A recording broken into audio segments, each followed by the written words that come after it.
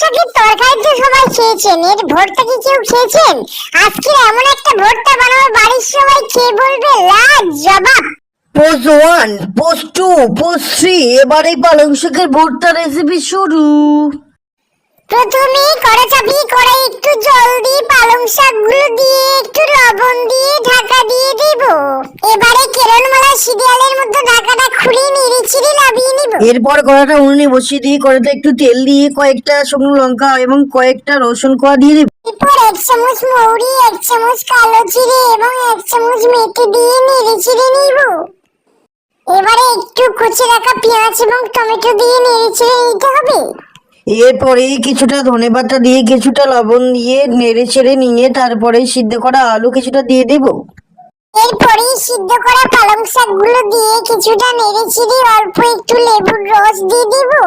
এবার একটু নেড়ে চিড়ে নামিয়ে নিলে হয়ে গেল দুর্দান্ত স্বাদের পালং শাক ভর্তা রেসিপি। এবারে খেয়ে দেখার পালা। লা লা, উফ, যা লেগেছে লাজবাব। Like, comment, share. টা টা টা টা টা টা টা।